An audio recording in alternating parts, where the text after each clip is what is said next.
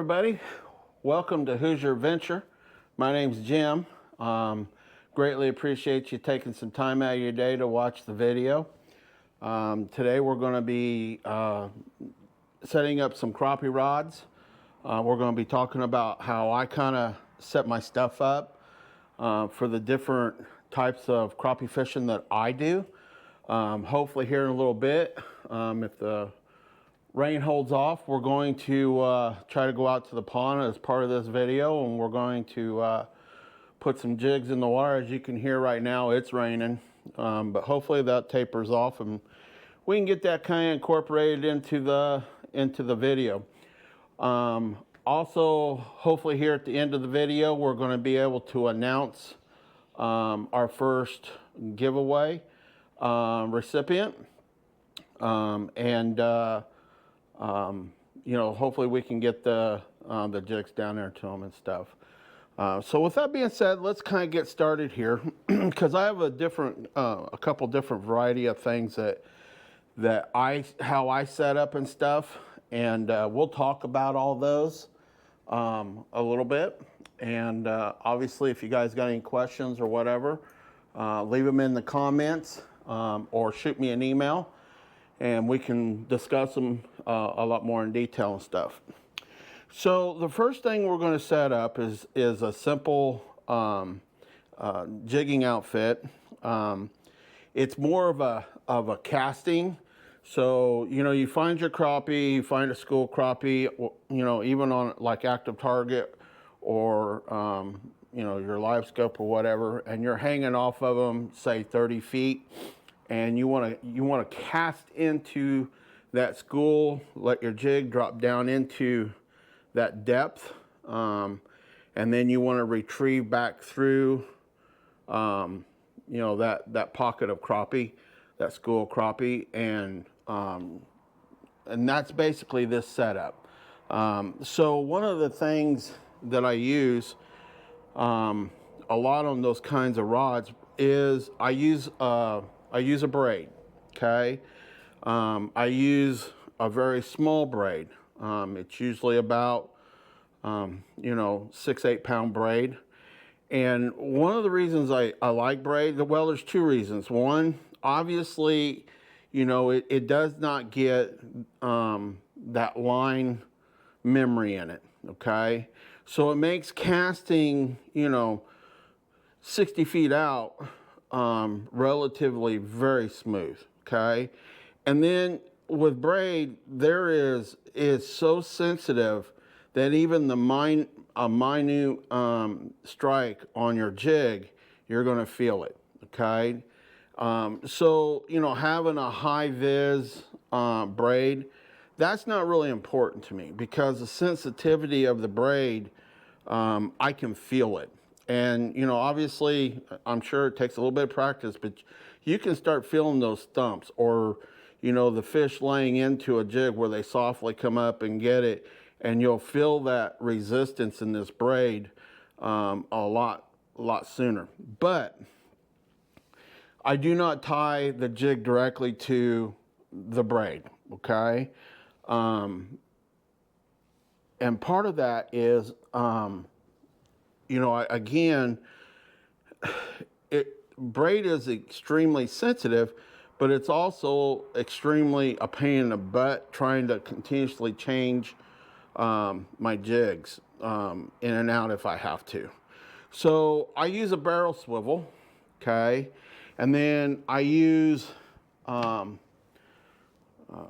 Max from Bass Pro Shop. And again, I'm not sponsored by anybody, so I want to make sure you know, I put that out there. But I'm going to put probably about a 20-inch leader on here that goes to this barrel swivel. And that gives me a couple of things, a little extra strength, a lot more freedom with the jig because it's, you know, the barrel swivel, and it's extremely small barrel swivel, okay? So to me, this is a good setup. I like this setup. And then what I'll do is I use a polymer knot on the barrel swivel to tie it on. That's an extremely good quality knot. So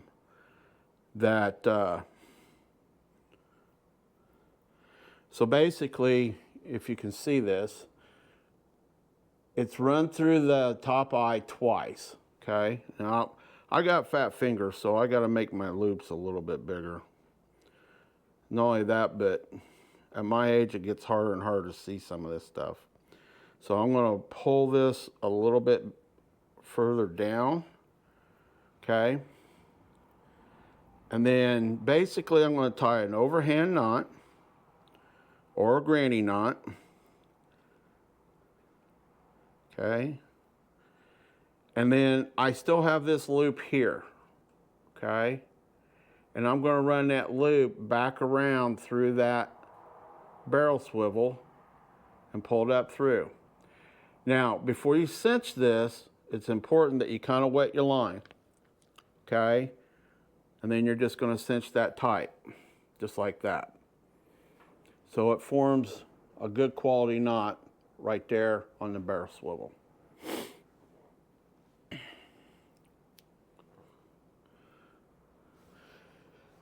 If you're going to use braid, I highly suggest that you get a pair of scissors that are designed for braid, okay? It's going to make life a whole lot more simpler for you, because braid can be pretty tough to cut without one of these, and they're cheap, okay? I think these, if I remember right, I think I got these off of Amazon. And if I did, I'll leave a link in the description for these. And I'll try to leave a link for this line here. So, you know, a lot of people question, you know, the high vis and whether or not it disrupts your crappie fishing. Well, from everything that I know about crappie and watching them in the pond and stuff, crappie are not line sensitive. I would say bluegill are probably a little bit more line sensitive than crappie. So I don't mind using the high vis. It just saves money for me, you know, because I buy a lot of line. I mean, I probably have over 120 rods and reels that are in my arsenal. So, you know, when you're changing out lines on a lot of these reels and stuff, you know, buying just one select line, you know, is a lot easier, a lot more reasonable. So, and then now that I have this on here, I just use a simple slip knot here, okay? This is a leader line that I will probably change out 3 or 4 times in a season. So this knot obviously is also strong. So basically, if you don't know what kind of knot that is, basically you're going to stick your finger in here and you're going to wrap your line around, I don't know, this is a 4-pound test, so I'm going to wrap this probably about 10 times. It just helps the knot get its strength. You know, you definitely want to probably be north of 6 wraps, okay? And then you're going to put this back through this loop, pinch it. Now again, before you cinch, kind of dampen your line a little bit.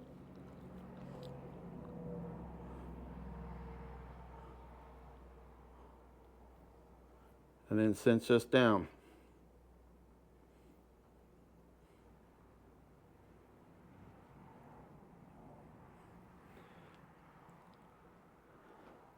Now that's my connection. My leader's on now, okay?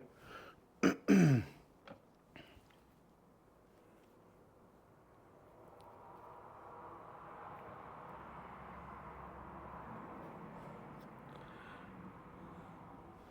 I'm going to cut that right up next to the knot. By the way, Your braid scissors also cut monofilament or whatever, you know, line you've got. So they're very versatile. Now what I like to do is I'm going to reel my rod up.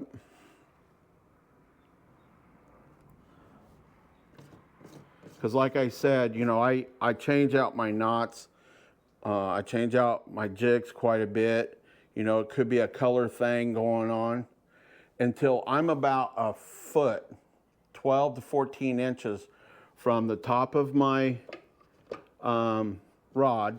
You don't want to go clear to the eye, okay? And then I basically take it down to the center of my my reel here, okay? Because I'll hook my jig in right here, kind of protects the hook and stuff.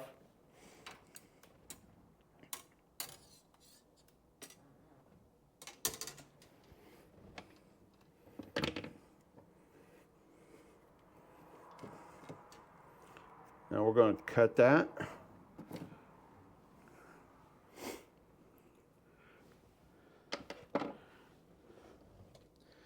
Now this type of setup works really good, you know, with a swim jig. Excuse me.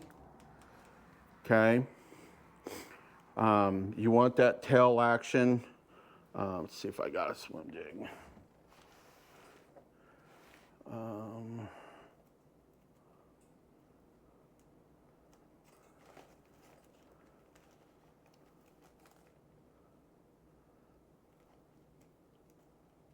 There we go.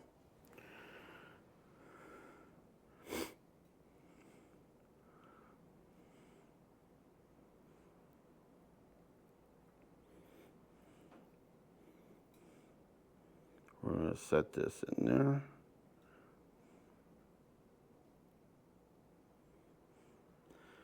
Now, everybody knows that I like to glue these on. This one's not glued on, but it's for demonstration purpose only. So this is how your jig's going to swim. And I got it backwards. How did I do that? There we go.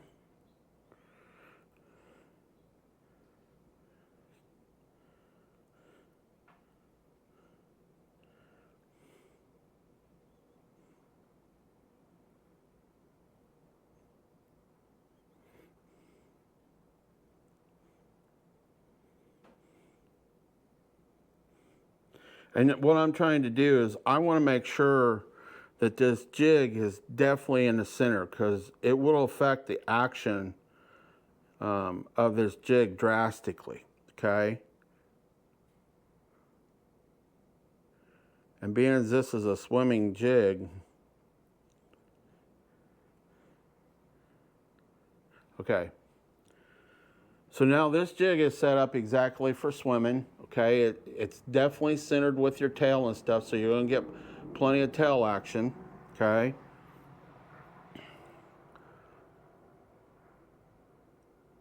I normally tie, again, another polymer knot. Well, I don't know why I have such a hard time saying that, okay? And so you're gonna pull your line through, and on these little ones, it's almost impossible to run a double, you know, through the first time, or at least it is for me. I'm 60 years old, so seeing that stuff kind of works on me. Okay, so we have, this is the setup. Again, I got to give myself a little bit extra because I have fat finger syndrome. And this is basically your setup, okay? So you're just going to tie that granny knot.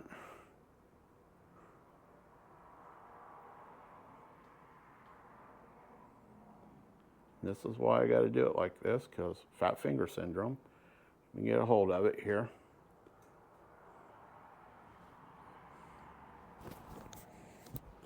Make sure my mic was on.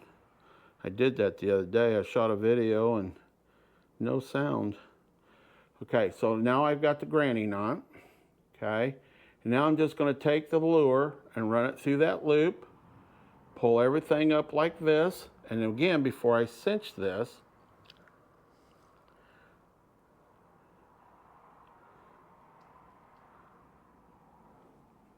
pull that tight, okay? And this is a good setup.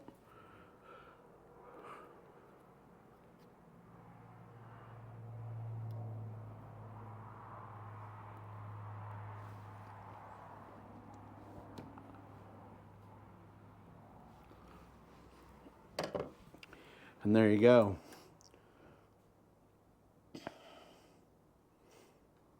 And that's a pretty decent color.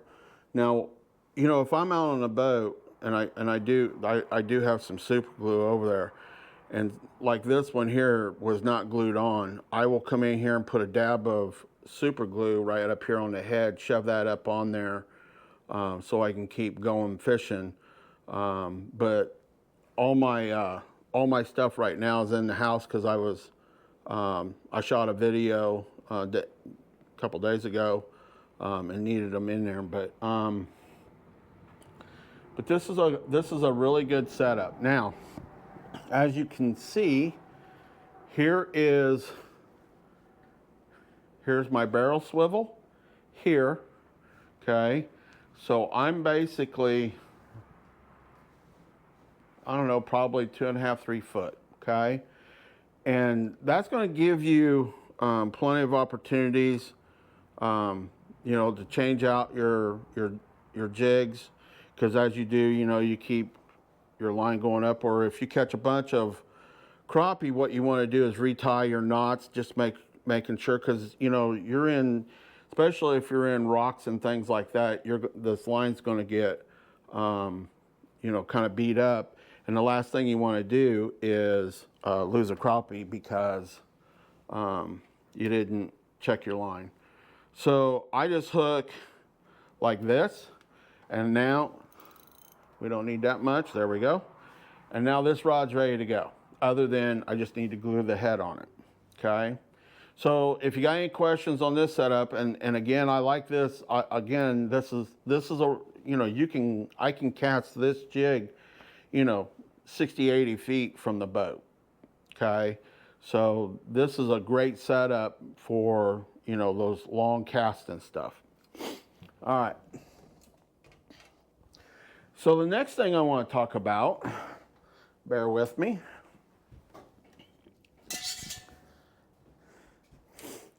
is something that I really enjoy doing, and that's slip bobber fishing, okay?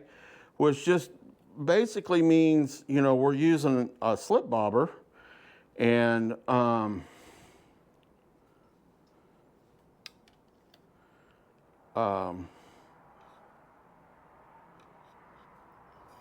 don't know, it takes me back to the days when I was a kid, you know, and it's just something I've always enjoyed. There's nothing better than, you know, being out on the water, slip bobber fishing, you know, and watching your slip bobber go under. I'm just trying to get my line on this side of the bail.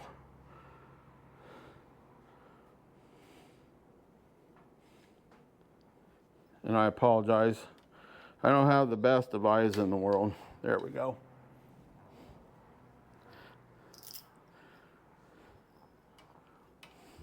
The other thing you want to do, guys, that's really important is, you know, having the right tension, the right drag set, okay, is critically important. All right. On any crappie rod, I don't care whether you're dock shooting, whether you're long casting, or you're slip bobber fishing, the drag is critically important. Now I'm going to apologize again because the lighting out here in the boat barn isn't the greatest in the world. So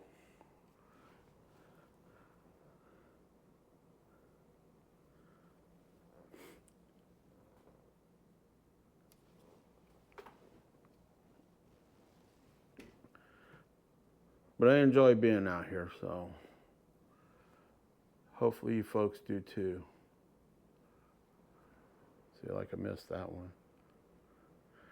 And that's something I've learned to do as I've gotten older, is to check and double check and make sure that I've got my line in all my eyes, because I'm like everybody else. You know, you don't want to miss an eye, and there's nothing worse than getting your rod all set up and realizing, oh man, I got a twist in, I skipped an eye. So what I do is I just bend I pull on the rod, look down my eyes, and then everything's in there. So we're good. All right.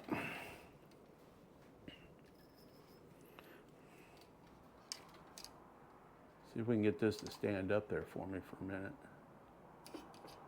I guess not. Okay. So on my slip bobber rods, there's a knot in that, or there's a kink in that line.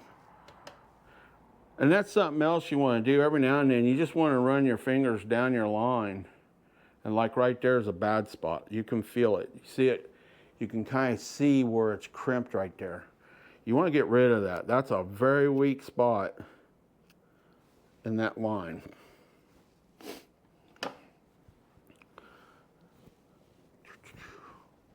Got what I done with them.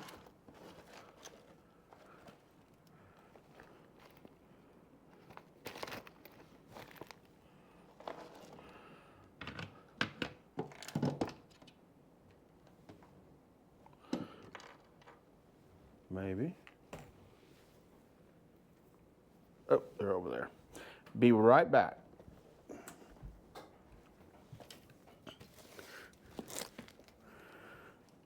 So there's many different styles of what's called bobber stops, okay? I just prefer these rubber ones.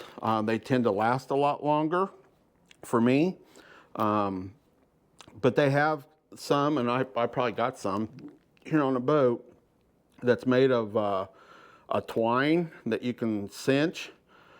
But after you move them a handful of times, you know, you got to keep pulling them tight. You have to leave enough tail on them and stuff. I don't know. Not for me. You know, will I use them? Yeah, if I have to. But these are cheap enough, and you know, I buy them in a pretty big bulk.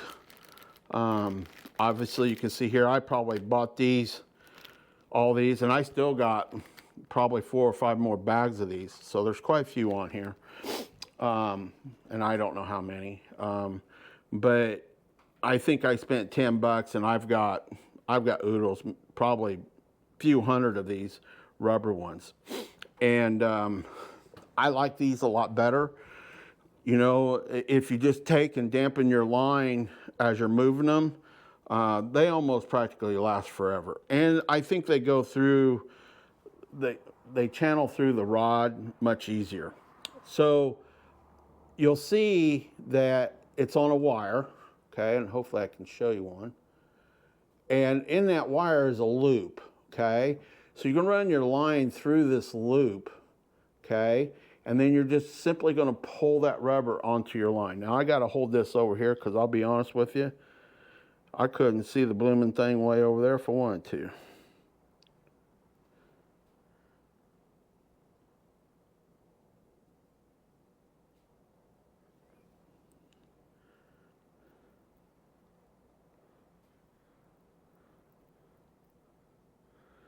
And I would say this is the most difficult part about these, is just finding a loop that's open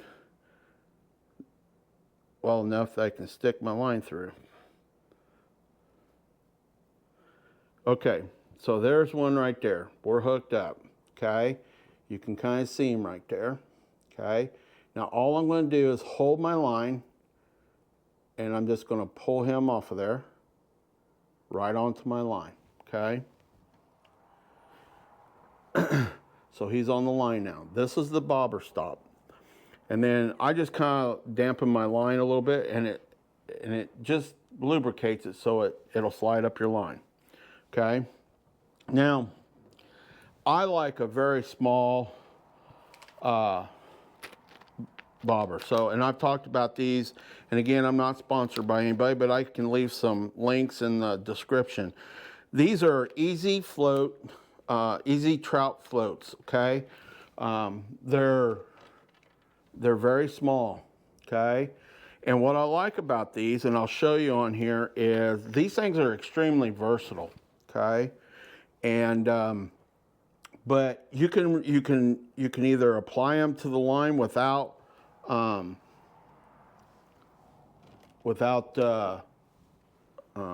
slip bobber. You can use them as a regular bobber, okay? And if you wanted to do that, basically you pull the wedge out. There's a slot here in the bobber, and you're going to put your line in there, just like this. And then you just drive the wedge back in there, push it down, and now you have a quick and easy bobber, okay? Now, when I say versatile, these things are incredibly versatile, because what we're going to do is we're going to take this wedge out, take the bobber off, and if you look in the center of the wedge, it's hollow. So I'm going to run this up my line.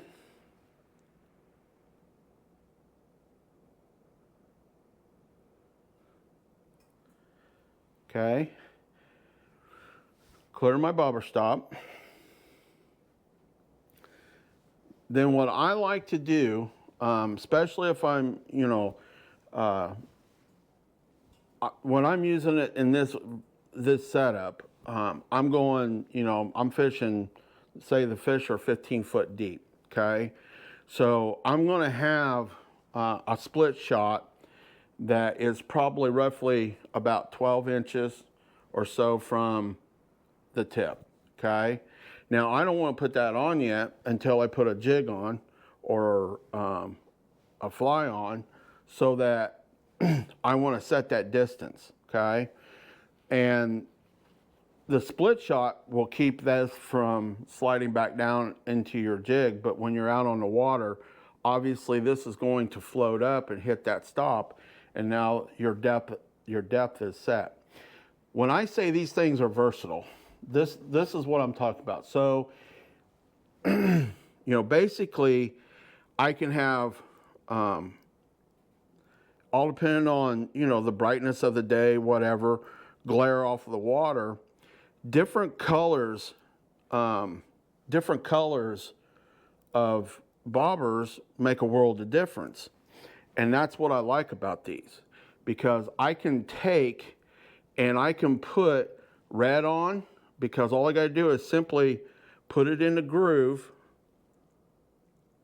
of my line. I'm trying to do this and show you at the same time, so bear with me here.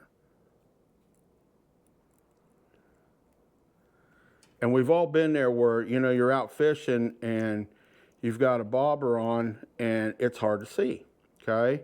It just blends with the glare. So there's the red one, okay? It's a slip bobber, okay? It's ready to go, okay? But say for some ungodly reason, this one isn't really, showing through. I can then reach into my little bag of goodies and I can pull out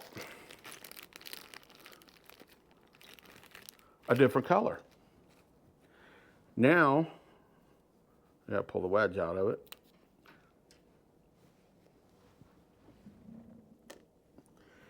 Now I can change the color, okay?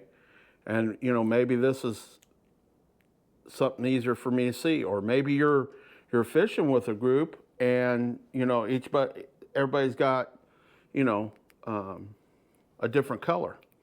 So you can track your own slip bobber.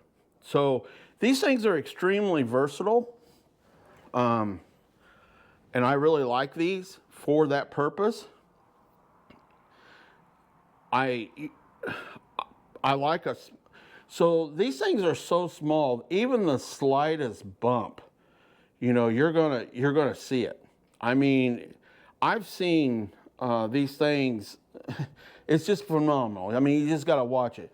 They make other slip bobbers, and don't get me wrong, I probably got a handful of them here. Here's one. You know, and this is generally what people think of when you think of a slip bobber, but look at the size difference.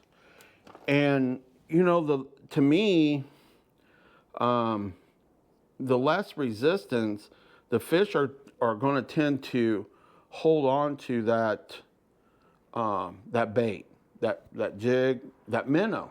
You can fish minnows underneath these. You know, I do a ton of crappie and bluegill fishing using these, and I know that it has increased my catch rate because they're light, they're versatile, and they're they're a lot more sensitive than this.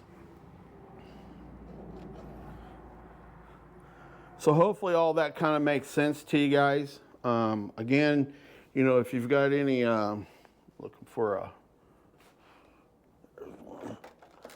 if you're looking for a simple and easy way to, now I will tell you one thing you have to really pay close attention to is, you know, how much weight you're putting on it. So I tend, on these, the largest split shot that I'll put on one of these here is a number 5. That's the largest to go. And that's with a 1/64 ounce jig head on it.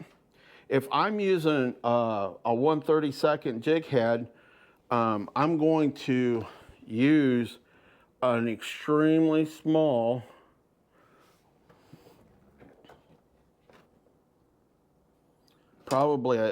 it's about a number,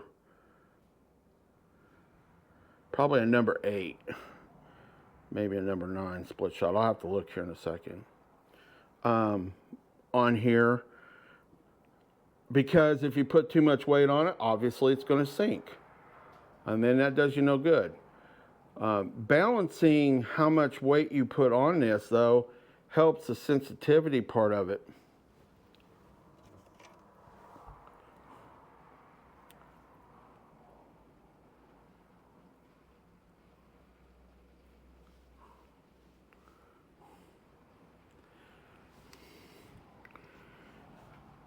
So that small of a split shot here is good enough for, you know, a 1/16 ounce, maybe even a 1/32 ounce total weight. Okay, and you want to secure it so it's good and secure. But now, you know, even a lighter jig will allow you to keep it in that strike zone much longer. But these things are incredibly versatile in my opinion. I like using a smaller slip bobber and adjusting my weight. Your weight is going to help, again, with sensitivity. You know, how much reaction you get if a fish is coming up and bumping on it. So it's something that you really just kind of got to play with a little bit. And I encourage you. I keep a very wide variety of split shots, typically number 5 and down. I don't go much over in fact, I don't go over number 5. I can't even think of a time I would do that. The fish would have to be incredibly deep, and if they're that deep, there's a pretty good chance they're not biting. They're just hanging out. I felt another kink in that line, so I wanted to tune it up. So if we were, let's see if I can find one.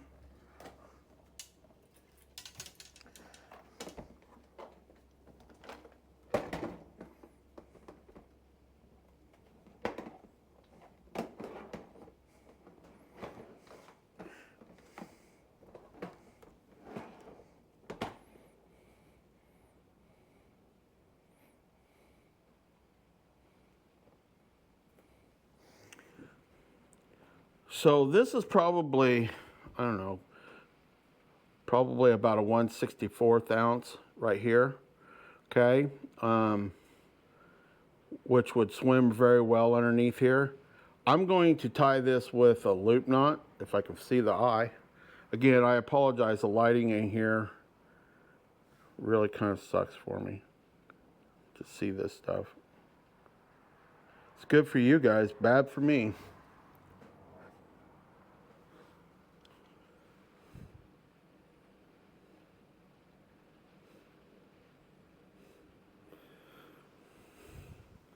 So a loop knot is nothing more than pulling some line.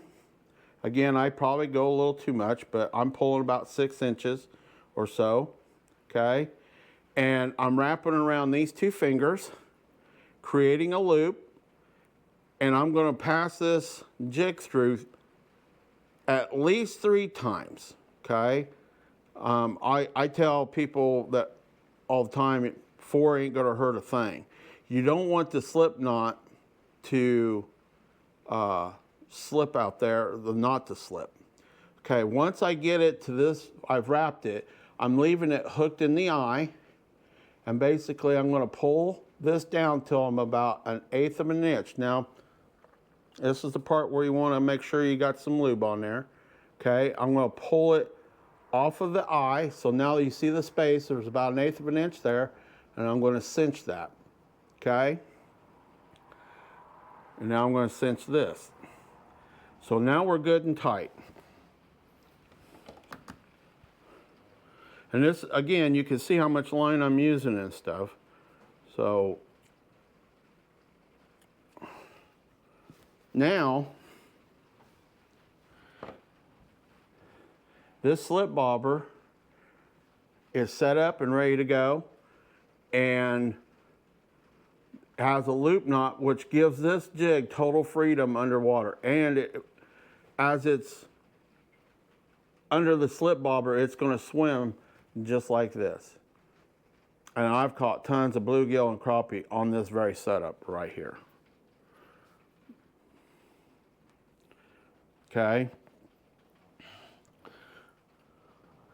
Slip bobber fishing is something that is extremely fun to do.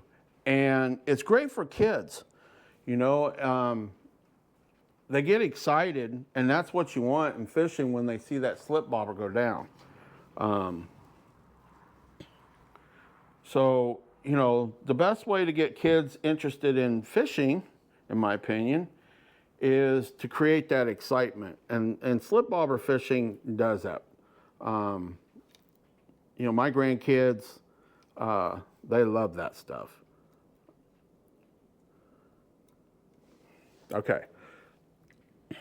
So hopefully these setups that I've kind of went over today, you know, the when to use braid, you know, when to use a slip bobber. Dock shooting's a little bit different. So I use, and again, I'm not sponsored by anybody, but I love this rod for dock shooting, okay? And we want to put some videos out, definitely, of us doing some dock shooting. I got a couple buddies that are really good at it. I'm no pro, but I do enjoy it. It is a ton of fun. So this is a B&M sharpshooter. This has a ton of backbone in it that allows you to really load up that jig and, you know, send it 80 feet underneath a dock. And, you know, virtually any time of the year, docks are a great source for crappie. So guys, I hope you enjoyed this little tidbit, and hopefully it helps some of you guys, you know, catch a ton of fish, and hopefully you guys go out and take a kid fishing. Again, these easy trout floats are extremely versatile for whatever style fishing you're doing, whether it's on a pond, a lake. You know, they're great for crappie, bluegill, anything in that caliber. They're extremely sensitive and, again, very versatile. And I'm not paid by anybody. That's what I use, and that's what I enjoy to use. Same with braid, same, you know, setup is everything. So with that being said, thank you for joining me today. Hopefully I'm going to have some footage in this video of some fishing out on the pond, catching some crappie. And if not, it's because it was still raining. And we're going to announce the winner here in just a few minutes. And we'll kind of go from there, guys. Thanks for being a part of the channel. Thanks for coming and watching. Please comment, please give me a thumbs up, and we'll see you guys later, and please be kind. Thank you.